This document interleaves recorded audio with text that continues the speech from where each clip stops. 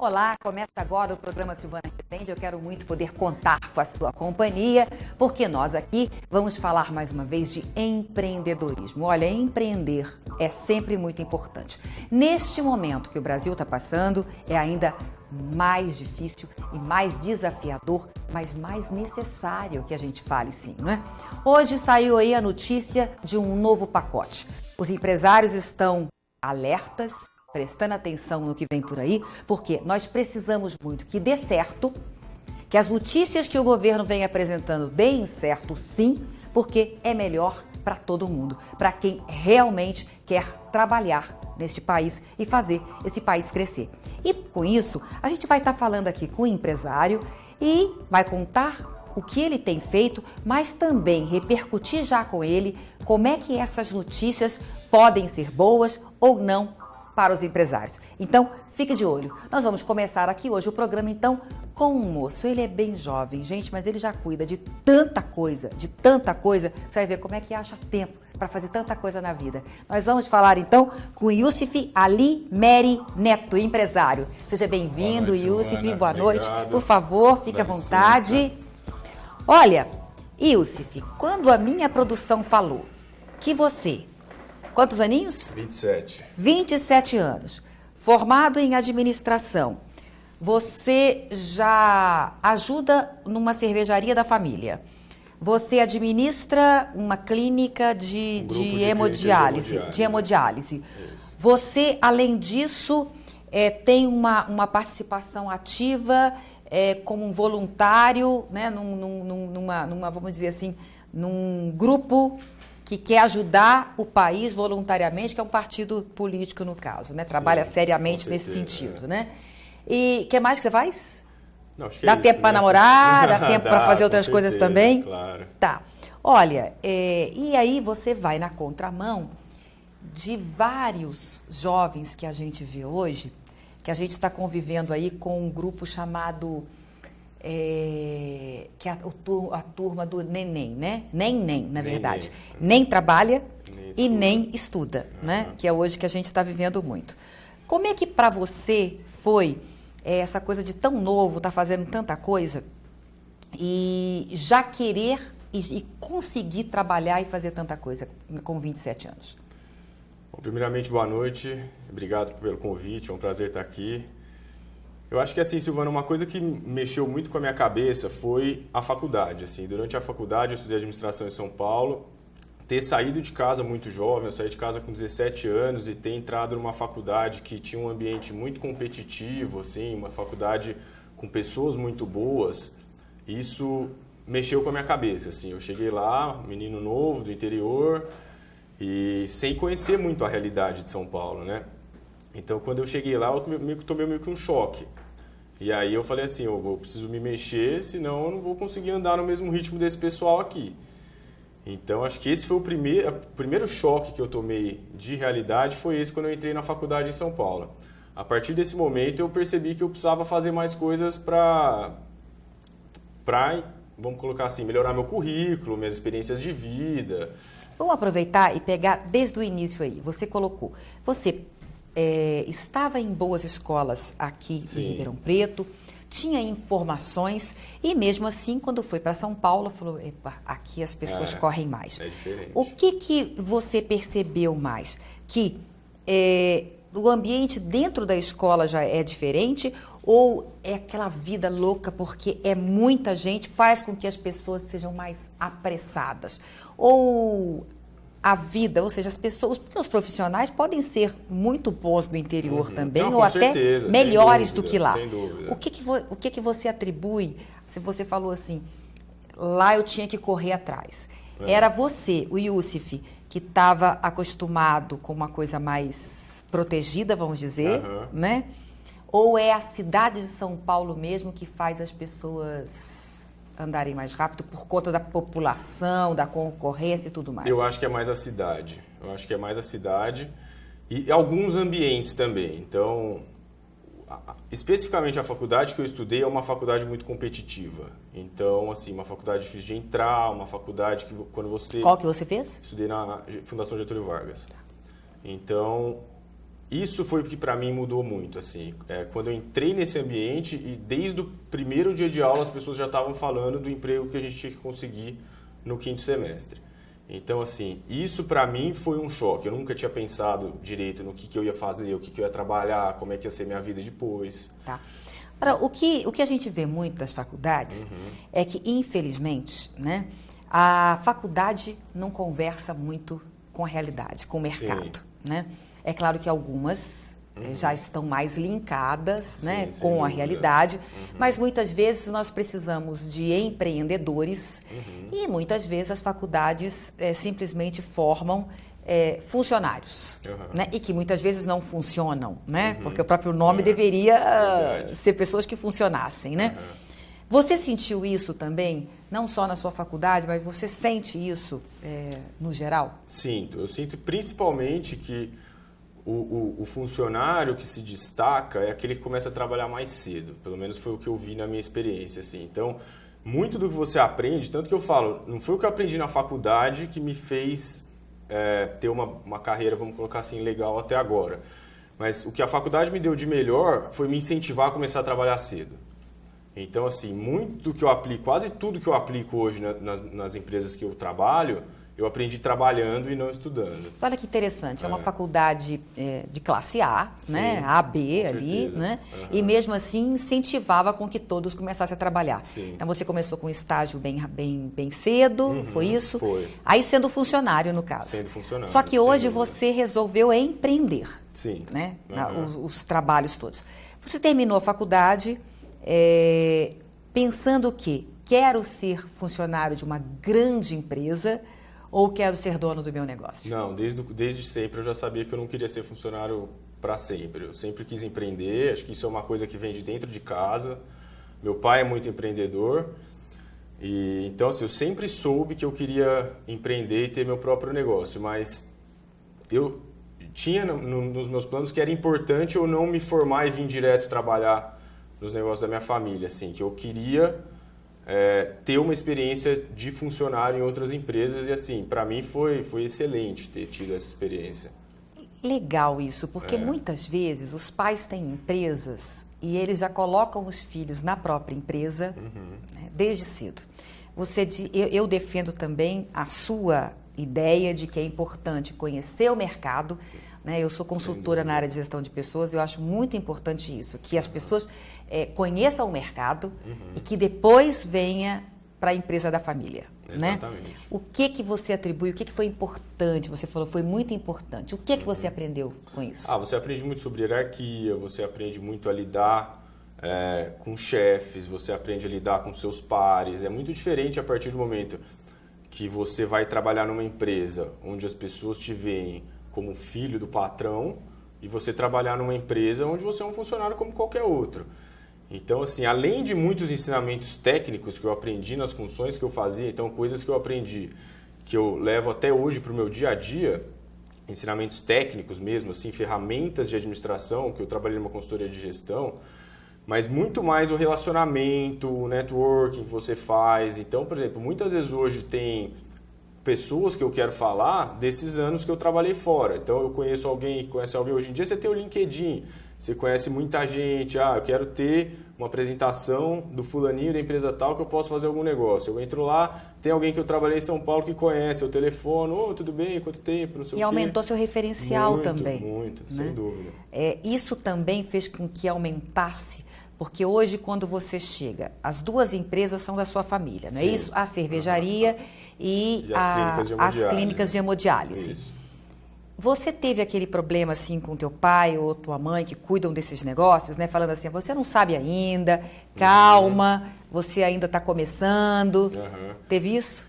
Teve um pouco no começo e não muito. Não posso ser injusto com meu pai, imagina, ele me deu toda a abertura possível quando eu vim trabalhar aqui. Principalmente também porque o que fez... Eu não pretendia voltar tão rápido para Ribeirão. Nos meus planos eu voltaria um pouco depois.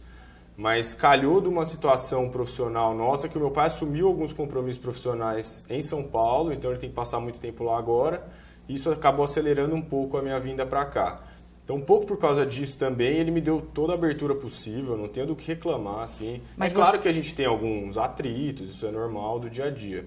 Mas você acredita que o fato dele te dar essa abertura hoje também se deve a esse tempo que você trabalhou em outras empresas? Sem dúvida. Ou seja, se viesse direto da faculdade para cá, você teria que, para provar para ele que você sabe alguma coisa, seria mais difícil. Muito mais. E assim, é claro que essa abertura eu conquistei aos poucos, né? Então, no começo tinha...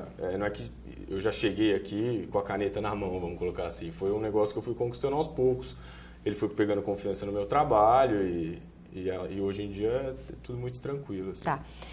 A gente está aproveitando aqui porque, com certeza, podem ter outros pais, né? Outras famílias que estão naquele processo de sucessão. Sim. E é um processo muito difícil, com certeza. Nas empresas. Muitas empresas fecham por conta disso, porque não conseguem pessoas que deem continuidade. Por isso que é importante a gente tirar de você um pouquinho como é que foi isso aí, né? Como é que você conseguiu. No início você falou, ele não me deu abertura no início, eu tive que provar, eu tive que conquistar aos pouquinhos. Ou seja, no início você não estava como diretor, como administrador, você estava com uma outra função. Meio que a gente fazia junto a função, vamos colocar assim. A gente administrava juntos, ele ainda ficava bastante mais tempo aqui, mais tempo comigo. E aí ele foi sentindo como é que você reagia a cada situação. Acostumando com a equipe, né? Conhecendo todo mundo, porque apesar de eu já conhecer pessoalmente, fora do ambiente de trabalho é uma coisa, conhecer as pessoas no ambiente de trabalho é outra totalmente diferente. Tá. Nós vamos para um rápido intervalo agora e depois eu quero falar justamente com você, porque você deve ter muitas pessoas mais velhas e mais experientes que você e você está acima dessas pessoas hierarquicamente. Sim. Qual o jogo de cintura que tem que ter para lidar nessa situação? Legal. Daqui a pouquinho a gente volta.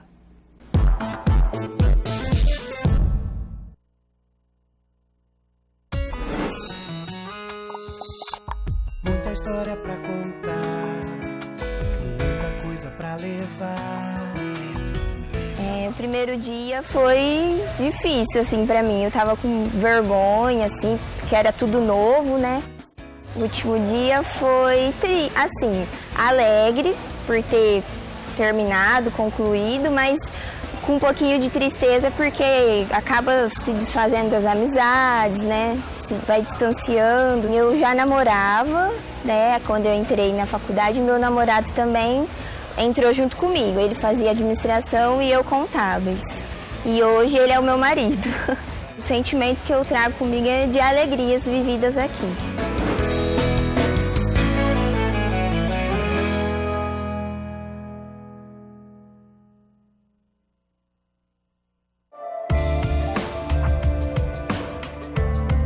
Como liderar, como motivar, como ter gente mais comprometida com o trabalho, como fazer com que os melhores colaboradores permaneçam na empresa. Estes são os grandes desafios das palestras de Silvana Rezende. Preparar todos os colaboradores para os novos tempos, porque se você, como líder, não der importância, você pode arruinar a empresa.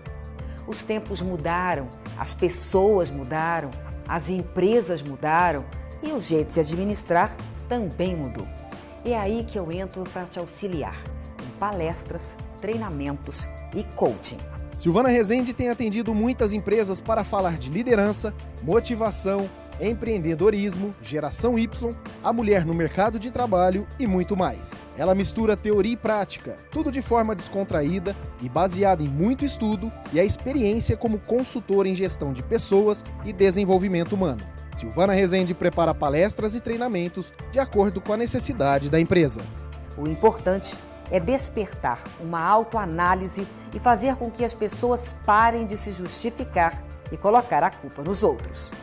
Por isso, além de palestras e treinamentos, Silvana trabalha com coaching. Escolha a sua meta, que ela vai te auxiliar a alcançá-la. Mais informações pelo site www.silvanarezende.com.br.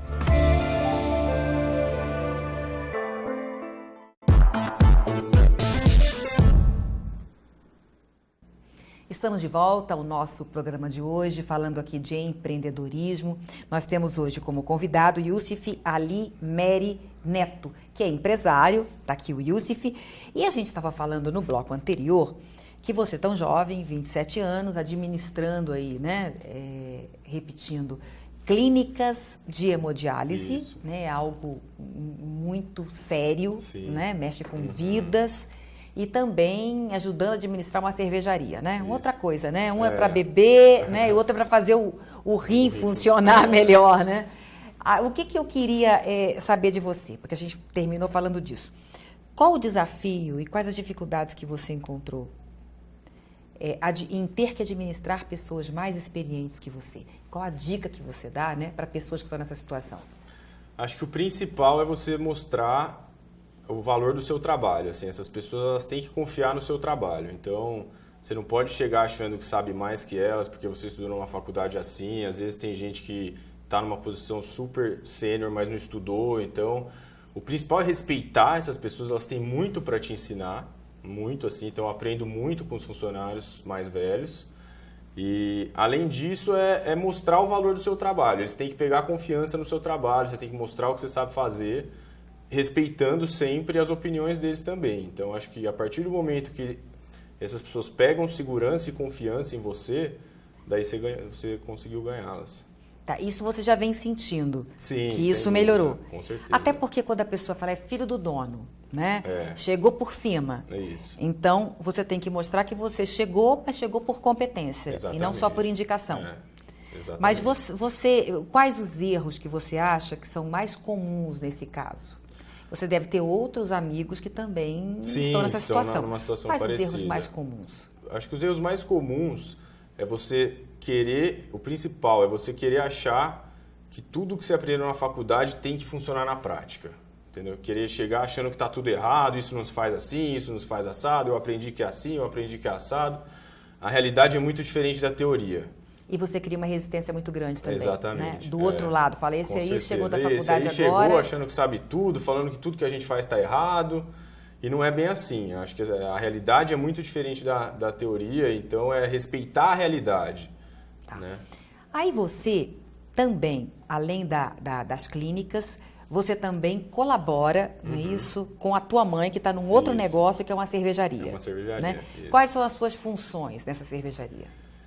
Vamos colocar assim, eu não tenho nenhuma função executiva na cervejaria, do tipo, alguma função que eu tenho que ir lá todos os dias. Eu vou lá todos os dias, mas eu participo mais das decisões mais importantes. Vamos colocar algumas reuniões importantes, eu sempre vou lá conversar com todos os funcionários. Então, assim, vamos colocar que eu sou um sócio que não tenho função, não tenho cargo na empresa, mas participo muito da gestão. Da consultoria, no caso ali. Na hora das decisões, você também colabora. É um pouco mais, porque quando precisa, eu estou sempre lá. Então, assim, é mais que consultor, né? Eu acho que assim, eu sou um sócio muito presente, vamos colocar. Agora, uma coisa interessante é que são duas áreas muito diferentes. E você, o administrador. Você acredita que, independente do negócio, quais características que o administrador, que o líder, que o empresário deve ter, independente do negócio, se ele está à frente do negócio?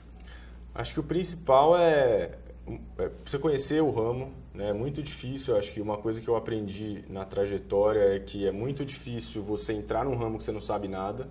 Isso aconteceu com a gente na cervejaria, a gente nunca foi do ramo de cervejarias, então assim, durante 2, 3 anos você só bate cabeça, entendeu? Você faz muita coisa errada, coisas que a gente vê hoje que no começo a gente não teria feito, se tivesse a cabeça que a gente tem hoje, a gente não teria feito nada. Então, acho que uma das principais coisas, se você vai entrar num ramo novo, esteja preparado para errar muito no começo. Ao passo que se você vai fazer um novo negócio, empreender num setor que já é relacionado a alguma coisa que você já faz, alguma empresa que você é funcionário, viu uma oportunidade, já conhece muito do ramo, eu acho que você já sai bem na frente. Tá. Acho que assim, paixão pelo negócio é muito importante, então você tem que gostar do que você está fazendo.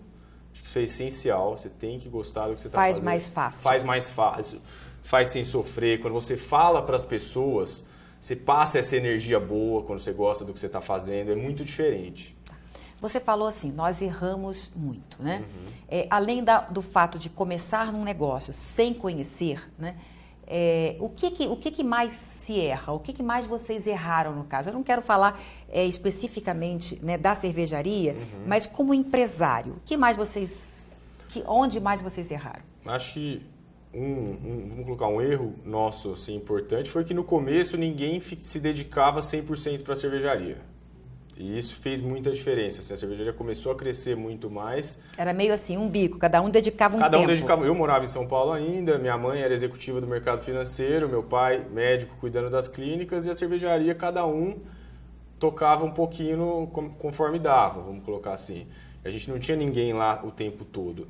A partir do momento que a cervejaria começou a crescer, e aí a minha mãe resolveu sair do mercado financeiro para ir tocar essencialmente a cervejaria, acredito que foi o principal ponto-chave que fez a cervejaria deslanchar foi esse. Aquela história do olho do dono. O olho do dono, com certeza. Né? Tem que estar ali acompanhando. Agora, olha, a informação que a gente tem é que Ribeirão Preto tem 7 cervejarias. Isso. Não é isso? Já estamos em 7. 7, eu nem sabia que tinha tanta cervejaria. Nós temos menos de 700 mil habitantes, quase 700. Nós temos aí quase uma cervejaria para cada 90, 100 mil habitantes. Isso. Né? O que acontece? Ribeirão Preto está sendo um polo cervejeiro, está virando um polo cervejeiro? Está virando um polo cervejeiro. Inclusive, as cervejarias já estão unidas num grupo formal, junto com a Associação Comercial aqui de Ribeirão, chamado Polo Cervejeiro. É muito legal que, assim, muitas pessoas me perguntam, mas já está tendo muita cervejaria, porque a Lund é a segunda mais... Desculpa, a cervejaria nossa é a segunda mais antiga. Pode falar, não tem problema. Mas, assim, então muitas pessoas me perguntam, hoje em dia está muito concorrente, cada 3 meses nasce um concorrente, como é que você está enxergando isso? E eu vejo isso com um lado muito positivo. Eu acho que, assim, quanto mais as pessoas acostumarem a tomar cerveja artesanal, melhor é para todo mundo. A gente está formando um mercado. Eu acho que uma andorinha só não faz verão. Então, mais gente tentando formar esse mercado para todo mundo sair ganhando. Isso está trazendo mais turistas para Ribeirão Preto? Está aumentando as visitas aqui? Sem dúvida. A gente tem até o próprio polo cervejeiro, a gente se organizou para receber esses turistas. Praticamente toda semana vem grupos de 20, 30 pessoas que vêm para visitar todas as cervejarias. Então, na verdade, o fato de ter várias é que está ajudando. Sim, ajuda, é bom para todo mundo. Se fosse só uma, 2, aí é uma concorrência super salutar. Com certeza, com certeza. Agora, o que deu na cabeça? Você falou assim, a nossa família não entendia de cerveja, e a não ser beber cerveja, né? Vocês deviam gostar, claro, né? A gente gosta. E quis montar esse negócio, né? Por quê? Que pintou essa ideia? Na verdade, a gente não entendia muito, mas assim, meu pai morou na Europa quando ele era recém-formado. E lá ele conheceu muito desse mercado de cervejas especiais, cervejas artesanais, lá onde ele morava. Tanto que o nome da cervejaria é o nome da cidade onde ele morou. Então, assim, ele voltou de lá com essa ideia, mas o mercado era muito incipiente. Isso foi em 1986.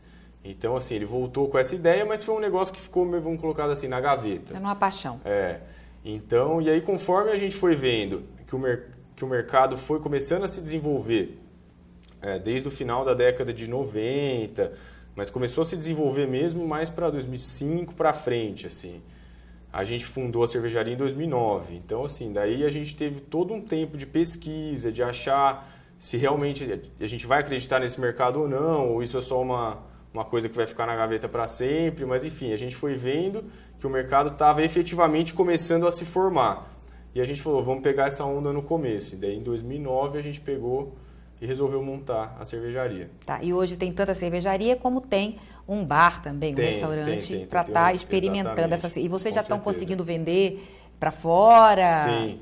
Hoje a gente vende em 3 capitais, São Paulo, Brasília e Goiânia.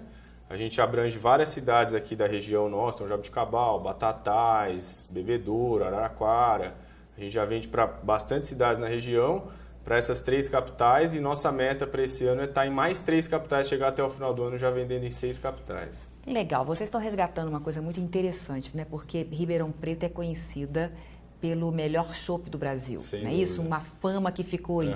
Logo, logo a gente pode também ser reconhecido pelas melhores cervejas do Brasil, certeza, não é? Artesanais são melhores. Inclusive, agora há pouco tempo, em março, a gente foi para um festival brasileiro de cerveja lá em Blumenau.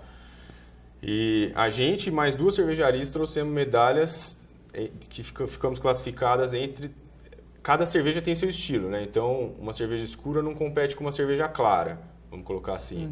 Mas, dentre os seus estilos, 3 cervejarias trouxeram medalhas de ouro, prata e bronze, como entre as melhores do Brasil. Aqui de Ribeirão Preto. Então tá, olha, é mérito. E eu acho que mérito tem que ser falado. Quais são as cervejarias que trouxeram medalhas para cá? A gente trouxe a Lund. A Lund, que é de vocês. Isso, a Invicta. Invicta. E a Colorado. E a Colorado. Olha, parabéns a todos Obrigado. vocês.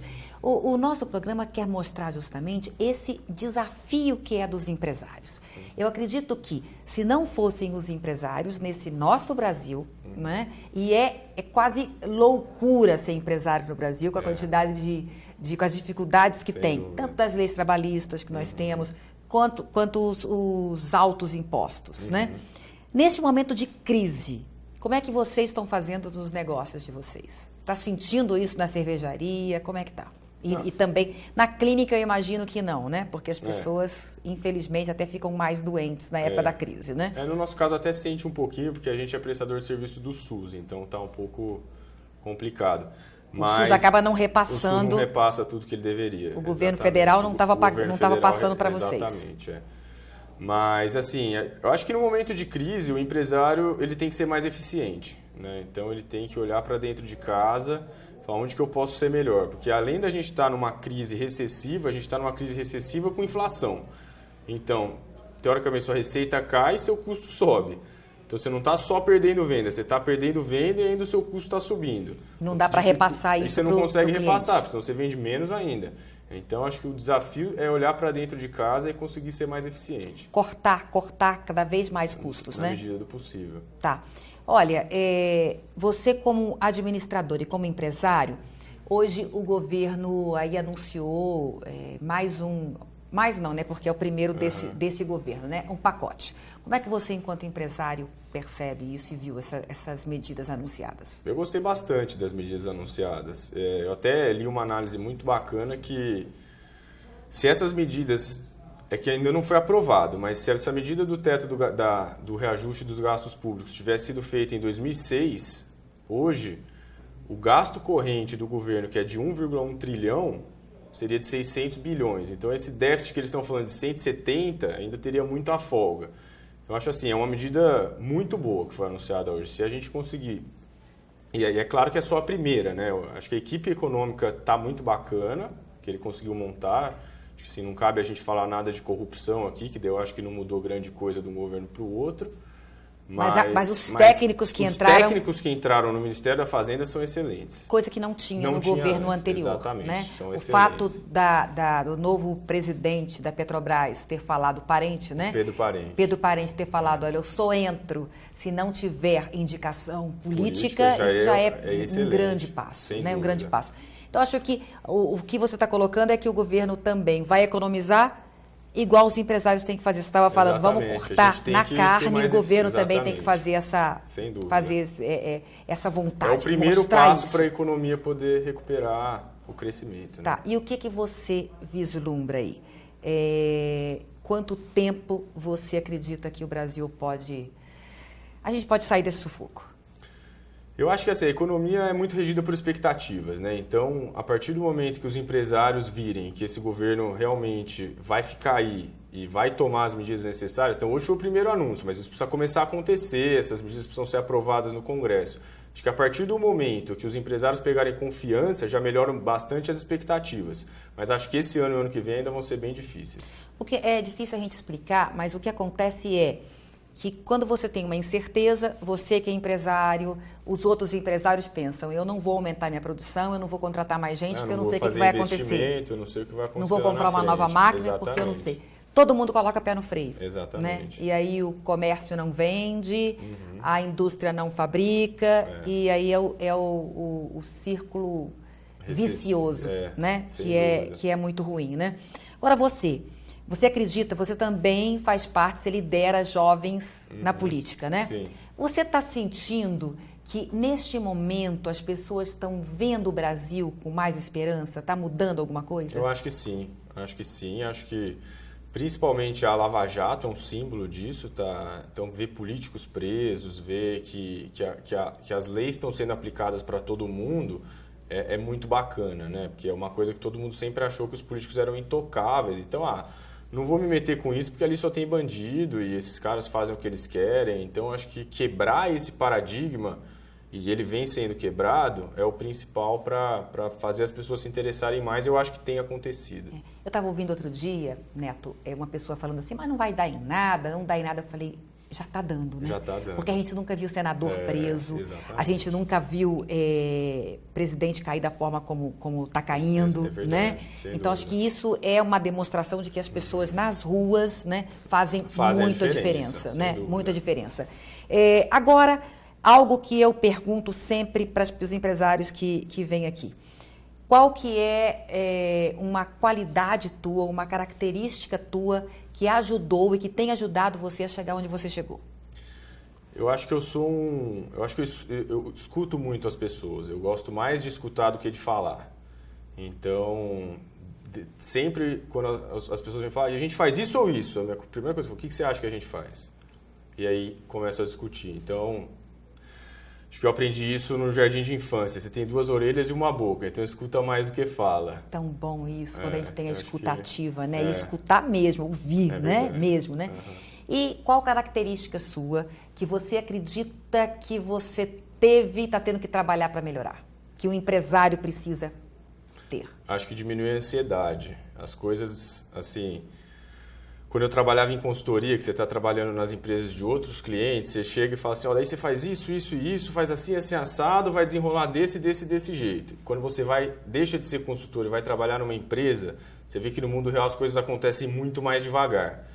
Então, uma coisa que eu achava é que as coisas tinham que andar mais rápido e eu aprendi que no mundo real não. Então, controlar essa ansiedade, para mim, acho que é um desafio. Outro dia eu vi uma frase interessante, não sei quem falou, que falou assim... Vamos devagar que eu estou com pressa. Ou seja, faz a coisa certa agora, né? Para a gente fazer uma vez só. Com certeza. E isso é muito legal. Olha, parabéns. Obrigado. Tá? Eu aproveito para parabenizar também teus pais, né? Que fizeram esse menino também com essa vontade louca de trabalhar. Isso é muito importante. Entrevistei já ia falar André, que você tem um tio que é chamado André, né? O Youssef Ali Meri Neto, que é empresário, sócio proprietário da cervejaria Lund e também administrador das clínicas de hemodiálise em Ribeirão Preto. Olha, parabéns a você. Obrigado, muita força de vontade cada vez mais e cada vez mais sucesso. Obrigado, muito obrigado. Parabéns pelo programa. Obrigada. Daqui a pouquinho a gente volta então, nós vamos falar tudo sobre pós-graduação, cursos, o que você deve fazer, como que é muito importante cada vez mais estudar. Não saia daí, eu espero você.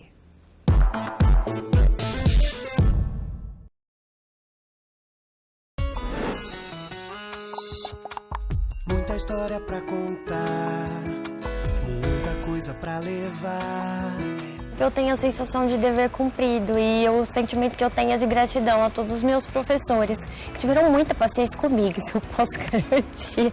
Quando eu penso no Moura Lacerda, eu penso nos amigos que eu fiz, no conhecimento que eu adquiri, na pracinha, que era o máximo sentar no banquinho da praça na hora do intervalo para tomar cappuccino. Fez todo o diferencial, a cultura que eu adquiri aqui, a convivência, enfim... Eu devo muito à instituição e a todos os conteúdos que eu tive a oportunidade de estudar e conhecer aqui. Então, eu acho que a palavra que traduz tudo isso é satisfação.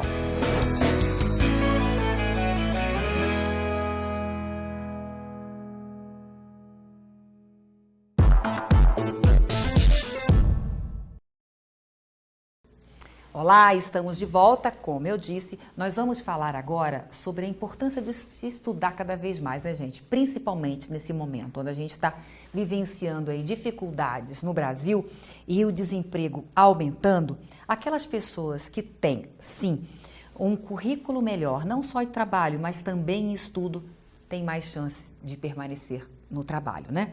Para falar sobre esse assunto, nós estamos aqui com Osmar Rosanese, coordenador de pós-graduação, extensão e assuntos comunitários. Seja bem-vindo. Obrigado, Silvana.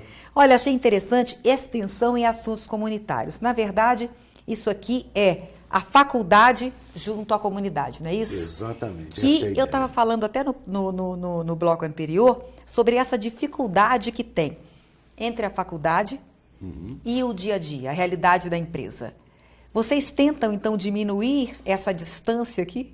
Com todos os esforços que nos são permitidos, né? Porque o grande objetivo da ciência, do meio acadêmico, é proporcionar algo que a sociedade possa se beneficiar daquilo. Esse é o sonho de todo cientista, de todo acadêmico. Então, principalmente quem trabalha dentro das ciências humanas, que ela é uma ciência muito baseada na observação. Você vê aquilo que deu certo, aquilo que deu errado e tenta levar isso para a vida prática, né, como uma contribuição mesmo que a academia oferece. Nesse sentido, não só os estudos, né, tanto que você tem a área de ensino superior, ela é baseada em que vertentes? Ensino, pesquisa e extensão, ou seja, você pesquisa, você desenvolve, você descobre, você transmite esse conhecimento e você estende para a comunidade, né? Então, dentro dessa visão, isso é muito bonito, quer dizer, dá para colocar a prática, ou melhor, a teoria na prática? Dá. Ela está ali não como uma receita de bolo, como algo que se coloca para que você adapte aquilo à realidade e use, né, da melhor forma possível. Bem nesse caminho. Mas por que ainda se fala tanto que faculdade e mercado não falam a mesma língua, não se conversam? É o que a gente ouve muito dos empresários, né? Chegou o recém-formado aqui, olha, não sabe nada do que a gente trabalha aqui. O que falta ainda? Olha, Silvana, eu acho que não existiria lugar melhor do que o seu programa para falar sobre isso. Por quê? Você fala muito em empreendedorismo, tá? Empreendedorismo, ele é a mola mestra de qualquer economia. Então, eu sempre coloco que existe uma diferença, existe uma linha tênue que separa o empresário do empreendedor. Então, já me perguntaram, quando você fala isso, quer dizer que nem todo empresário é empreendedor? Exatamente isso. O empreendedor, ele com certeza gosta de pessoas que vieram do meio acadêmico, porque ele sabe que aquelas pessoas, elas não vão vir como donas da verdade, eu aprendi a teoria ou algo assim, teoria não funciona. Não, ele acredita que aquilo vai se traduzir em uma colaboração, né? Porque o empreendedor, ele é uma postura de vida. Então é aquele famoso personagem que faz a destruição criativa. Então o empreendedor, propriamente dito, ele espera isso dos seus colaboradores. Que eles sejam empreendedores também. Então, tem empresários realmente que não, acho que não vai dar certo, porque a teoria é muito... A teoria, ela é o desenvolvimento de um estudo, de grandes observações. Você precisa ter o bom senso, a humildade de adequar aquilo a uma realidade, a uma coisa prática que acontece no dia a dia, adaptar e tirar o melhor possível daquilo. Então, são duas visões aí muito próximas, né? Mas isso depende também muito do aluno, aquele aluno que fica só na teoria durante o tempo de estudo e não busca também conhecer um pouco a realidade? Olha, Silvana, eu tenho uma visão bem peculiar a respeito disso. Obviamente, o aluno, o comprometimento do aluno, ele é significativo demais. Mas eu acho que o papel do docente, do coordenador de curso, ele é muito forte, ele é muito pesado também nesse contexto. Por quê? O aluno, ele, via de regra, ele se dirige aos bancos escolares esperando que se proporcione um determinado conjunto de conhecimentos para que ele possa levar aquilo para o mercado, né?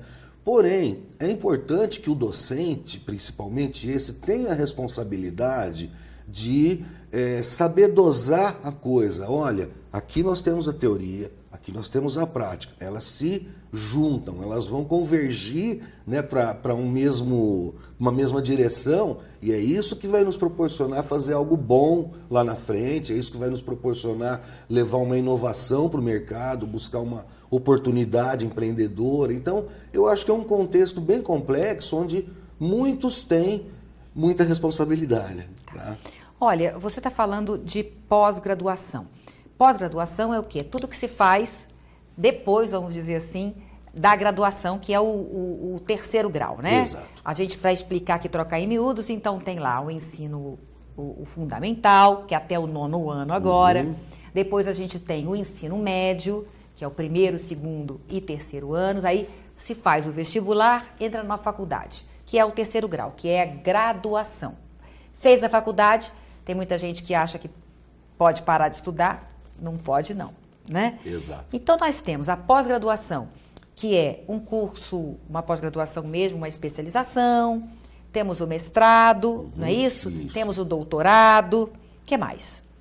Bom, num caminho que segue, né, essa linha, você chegaria no PhD, ou como nós chamamos no Brasil, o livre docente, né? Então, que é aquele... pós-doctor, ele fez Exato. pós depois de ter feito doutorado. Isso, ele já é alguém, ele é um cientista que pode desenvolver uma pesquisa, uma tese sem um orientador diretamente ligado a ele, enfim. Mas já é algo que você vai ter uma limitação, quer dizer, você vai ter essas pessoas realmente atuando dentro do meio acadêmico, né? Tá. Então, a pós-graduação ela tem uma divisão básica que é a lato sensu e a stricto sensu. A lato sensu é essa com a qual nós trabalhamos, que é aquela que forma para o mercado, que as pessoas comumente chamam de pós-graduação. Dá o título aí de especialista, né?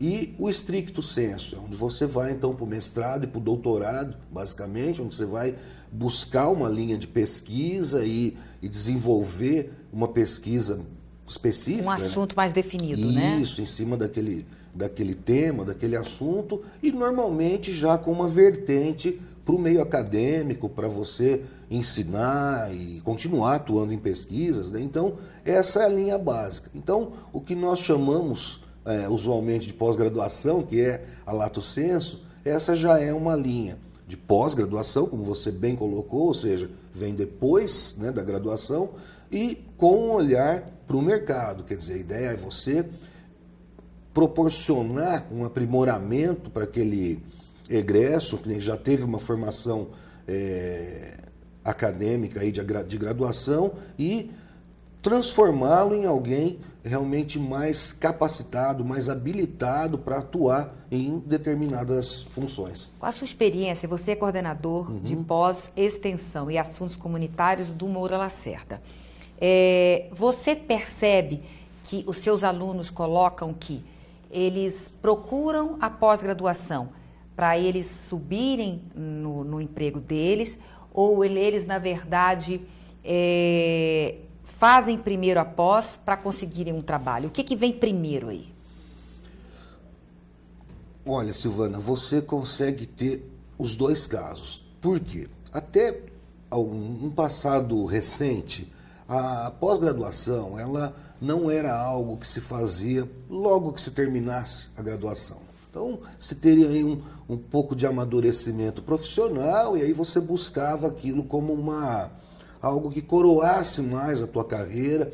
Mas a nossa realidade ela mudou muito, né? Principalmente dentro do nosso cenário globalizado, tudo se modificou muito. Então, o que acontece? Hoje já existe um caminho natural da graduação para a pós-graduação. Nosso aluno ele se forma na graduação já pensando no que ele vai fazer. Então, nós temos muitas vezes alunos que estão estudando e já trabalham, já atuam, né, no mercado, e nesse sentido a pós-graduação ela acaba se mostrando aí como um duplo passaporte. Quer dizer, ela tem primeiro que não existe mais você ter só a graduação. Acabou. Quem achar que pode, não, acabei a faculdade, não preciso fazer mais nada, infelizmente estará fora, né, do mercado.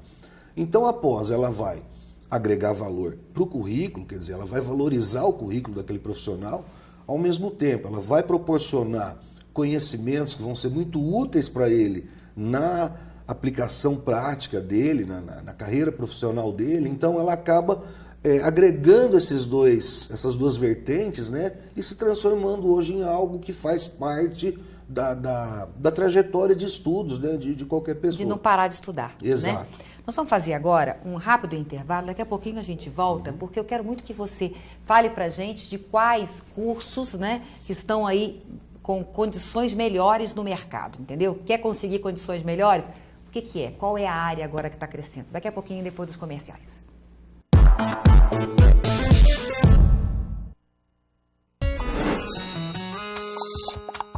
Muita história pra contar, muita coisa coisa pra levar. Eu tenho a sensação de dever cumprido e o sentimento que eu tenho é de gratidão a todos os meus professores, que tiveram muita paciência comigo, isso eu posso garantir. Quando eu penso no Moura Lacerda, eu penso nos amigos que eu fiz, no conhecimento que eu adquiri, na pracinha, que era o máximo sentar no banquinho da praça na hora do intervalo para tomar cappuccino. Fez todo o diferencial. A cultura que eu adquiri aqui, a convivência, enfim... Eu devo muito à instituição e a todos os conteúdos que eu tive a oportunidade de estudar e conhecer aqui. Então, eu acho que a palavra que traduz tudo isso é satisfação.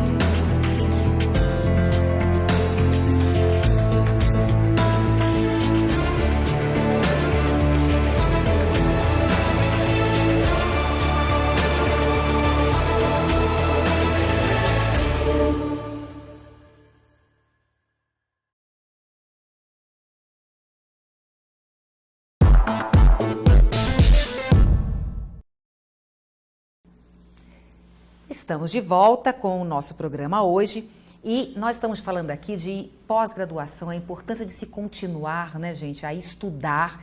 E como nosso entrevistado, Osmar Rosanese, que é coordenador de pós-graduação, extensão e assuntos comunitários do Moura Lacerda, ele disse no bloco anterior: quem pensa que chegar na faculdade e terminar, acha que não vai estudar mais, está muito enganado, né? Precisa estudar, muito. E aí, eu quero te perguntar, nesse momento que o Brasil está passando, quais os cursos mais visados, quais aqueles mais procurados e quais que o mercado está precisando mais? Olha, Silvana, na verdade, o que o nosso mercado está precisando não é de uma carreira específica, tá? É até normal que, eventualmente, nós tenhamos aí a oportunidade de ver uma ou outra matéria jornalística falando sobre a profissão do futuro, porque sempre surgem, né, novas profissões, isso é... Futuro chegou, Exato, né? Exato, futuro, principalmente na era da globalização, o futuro é agora. Exatamente. Mas o que a gente entende, na realidade, é que o mercado ele não está buscando essa ou aquela especialidade, ele está buscando cada vez mais um novo tipo de colaborador. Então, as empresas, principalmente as empresas de vanguarda, elas buscam aquele colaborador que tem um perfil empreendedor. Isso é uma coisa muito interessante, porque nós sabemos que o senso comum geralmente imagina o empreendedor como, né, aquela pessoa que abandonou a carteira de trabalho, abriu seu negócio. Não, empreendedor é uma postura. Você pode ser um colaborador empreendedor. Então, os cursos de pós, eles têm que mostrar isso. Então, hoje nós temos cursos na área de engenharia civil, por exemplo, curso de engenharia de estruturas, é um curso que fecha sozinho, todos os anos monta uma turma enorme. O Moura Lacerda tem tradição muito em engenharia, né? Porque ao longo desses 93 anos, o Moura Lacerda ele construiu um nome, uma estrutura muito sólida, né? Isso, a engenharia sempre participou desse processo, né? Como o grande centro politécnico, né, da nossa região. Então, a área de administração, de contábeis, isso a gente, digamos, recebeu essa herança na pós-graduação. Então, todos os nossos cursos, arquitetura, temos cursos de pós-graduação em arquitetura, por exemplo, onde nós vamos olhar o lado empreendedor também, né, para esse aluno. Quer dizer, sempre o mercado está buscando a pessoa que fez uma boa pós, porque hoje, quando você chega, participa de um processo seletivo, já começa a ser natural aquela pergunta: pós-graduação você fez? Se a pessoa falar não nessa hora, é um problema sério. Então, todas as áreas elas vão sempre ser importantes no mercado. É importante você ter essa formação de pós-graduação que te mostre, né, esses dois lados aí, o que você está trazendo e como você vai aplicar. Então, quais cuidados, Osmar, que uma pessoa que está procurando uma pós-graduação deve ter na hora de escolher, né, qual escola estudar? Olha, uma coisa que nunca vai deixar de existir é o famoso boca a boca. Ele é antigo, e ele não vai morrer.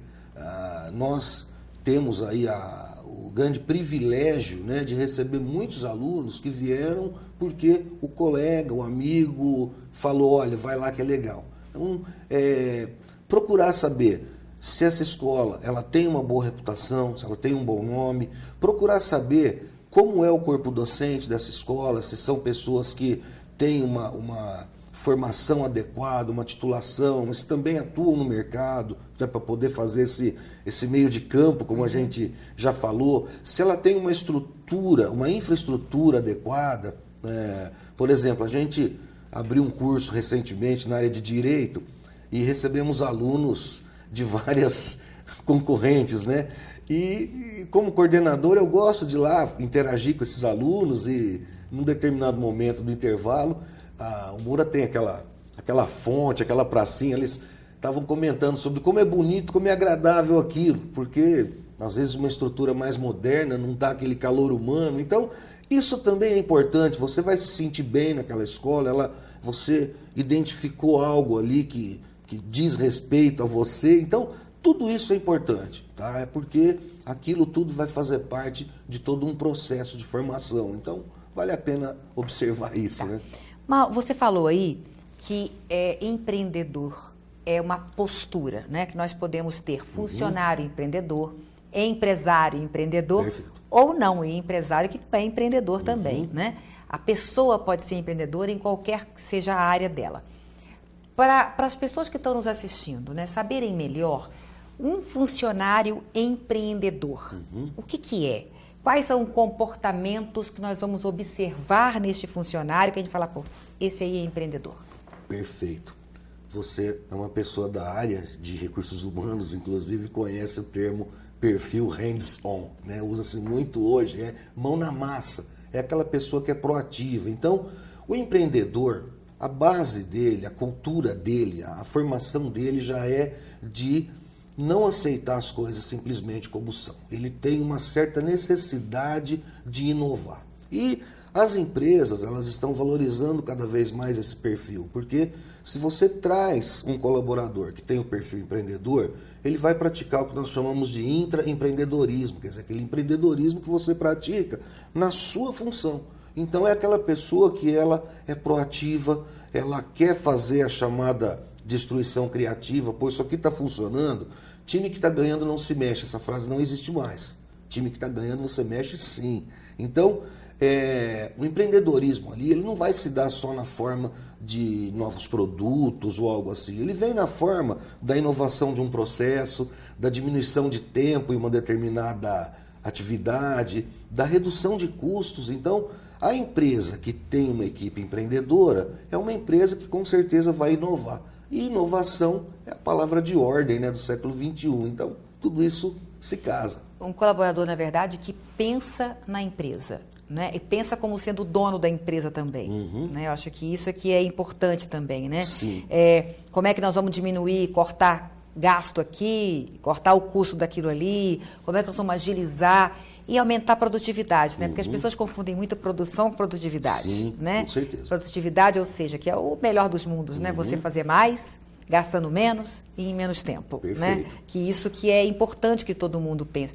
Você acha que nós no Brasil ainda estamos muito longe? Eu estava outro dia lendo de que o nosso trabalhador, o brasileiro, ele tem menos de 20% da produtividade do americano. Você acha que a gente ainda pode melhorar? Ou estamos no caminho para isso? Acho. Porque nós temos uma característica que poucas nações do mundo têm. Nós somos criativos, somos versáteis. O que nós estamos precisando? Melhorar um pouco a nossa infraestrutura, a base da nossa educação. Muitas vezes o nosso aluno, ele passou por essa ou por aquela dificuldade, então, chegando na faculdade, talvez tenha um pouco mais de dificuldade para absorver isso. Temos, muitas vezes, uma cultura naquela empresa que não permite a ele fazer nada além daquilo. Olha, não faça mais o que te foi mandado. Mas o que a gente vê com uma certa felicidade, Silvana, é que isso vai dando lugar ao novo. As empresas, o bom de nós vivermos numa sociedade globalizada é isso. todos se influenciam ao mesmo tempo. Então, hoje o Brasil, ele começa a enxergar, e eu vejo de uma forma até rápida, existe essa necessidade de nós termos empresas mais versáteis, a empresa como um aparelho que funciona bem. E nisso você tem que ter muita inovação em ser humano. A base é essa. Senão vai ficar para trás. Parceria, né? Exato. Agora, só para a gente concluir, então, agora prestação de serviço. Quem quiser fazer pós-graduação no Moura Lacerda, por exemplo, quais cursos de pós existem lá? Você falou engenharias? Olha, nós temos engenharia de estruturas, engenharia de fundações, gestão de obras, que vamos abrir agora, arquitetura da paisagem. Na área de direito e negócios, a gente tem controladoria e finanças, nós temos também para o segundo semestre, agora em agosto, direito tributário, em nível de pós-graduação, curso excelente. Na área de educação física, o curso de musculação e personal training, que é algo hoje extremamente significativo, né, para quem é dessa área. Marketing e vendas. E ainda estamos preparando mais algumas coisas na área de medicina veterinária, na área de agronomia, quer dizer, hoje nós estamos entrando numa nova era da história do Moura Lacerda, que é a era da pós-graduação. Legal, é um leque aí e é muito importante saber que é uma instituição tão séria, né? Nós sabemos porque nos acompanha o programa Silvana Rezende há muito tempo e nós também temos o prazer de contar com o apoio do Moura Lacerda, porque a gente conhece também a seriedade. Olha, Osmar, um grande abraço para você, sucesso também e que mais e mais pessoas se preocupem em estudar, sim, em se preparar cada vez mais para melhorar nossas empresas e os nossos negócios. Com certeza. Um grande Sucesso abraço. para nós. Obrigada. Olha, um grande abraço para você também e fiquem com Deus e até o próximo programa, com certeza.